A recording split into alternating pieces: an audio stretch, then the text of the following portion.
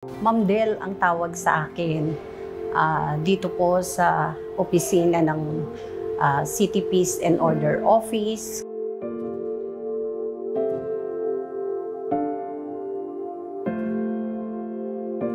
Ako po ay isang dating Katoliko. Isa po ako sa nananampalataya noon sa pagsama o pagsapi sa prosesyong ginaganap tuwing kaarawan po ng patron ng Balanga. Nagagampanan ko lang po ang pagiging Katoliko ko dahil isa akong bautisadong Katoliko. Ngunit hindi sapat ang kaalaman ko kung bakit ako naging Katoliko.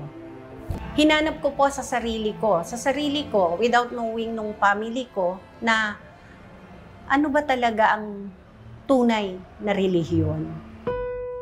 Since malapit ang office namin sa kapilya ng iglesia, nakatawag pansin po kasi sa akin ang ganda ng istruktura ng kapilya ng Iglesia ni Cristo. So ang nakita ko po doon, yung kaayusan, kagandahan ng pananamit ng mga iglesia. Nakita ko po doon, na-observe ko na parang ang gandang tularan ng isang nananampalataya sa Iglesia ni Cristo na may sapat na disiplina. Nakakapagbasa lang po ako na ang mga umaanib sa iglesia ay kailangang sumailalim sa doktrina. Sabi ko nga, hinahanap ko ang tunay na relihiyon, bakit hindi ko subukan? Ano ba to? Actually, nag-walk-in po ako. Pumunta ako sa kapilya ng iglesia, nagtanong ako doon sa guardhouse, tapos dinala niya po ako doon sa may likod kay Ka Randy. And then tinanong ko po si Ka Randy kung paano po ba ako pwedeng madoktrinahan.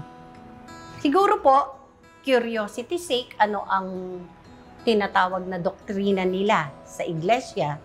Ano ba to? Kasi wala kami sa Katoliko nito. Kumbaga, nung nalaman ko pong aral na dapat matutunan sa pag-anib sa Iglesia ni Cristo, na-challenge ako na alamin ano ba ang nilalaman ng 25 doktrina ng isang Iglesia ni Cristo. Nasa Canada ako. Ang sabi ng anak ko sa akin na iglesia, may balita po kasing dumating na ang kapatid ko nasa ospital. Ang sabi po ng anak ko, "Ma, manalangin ka."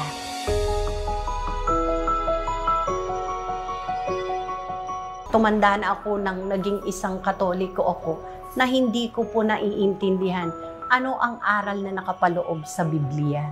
Doon po ako nahikayat na umanib sa iglesia nang nakita ko ang turo o aral na itinuturo ng isang Iglesia ni Cristo ay nanggagaling sa Biblia. Ito ang tunay na pananalangin. Ito ang tunay na pagharap sa Diyos. Ito ang tunay at matibay na pananampalataya. Yung solemn ng pakikipag-usap mo sa Diyos na itinuro ng iglesia. Iyon ang turning point ko.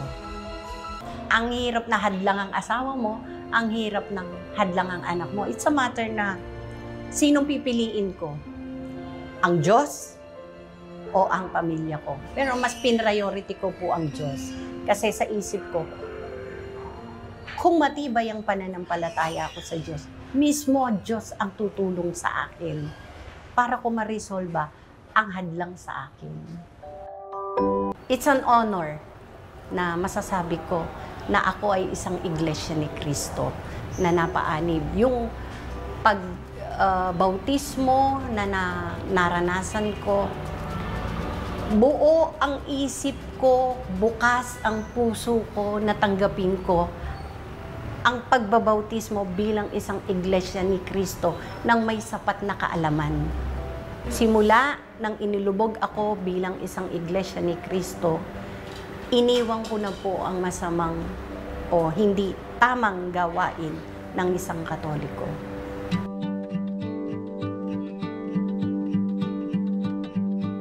Ang pagsamba napakahalaga. Bakit?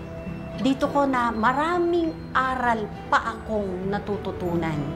Dito ko napakikita kung gaano ako katibay, katatag. Iniimbitahan ko din po ang lahat ng aking mga kasamahan na naglilingkod sa city government at sa mga mahal namin sa buhay, sa mga pamilya nila, makinig ng aral na aming pinakikinggan sa loob ng Iglesia ni Cristo. Welcome po kayo sa Iglesia ni Cristo.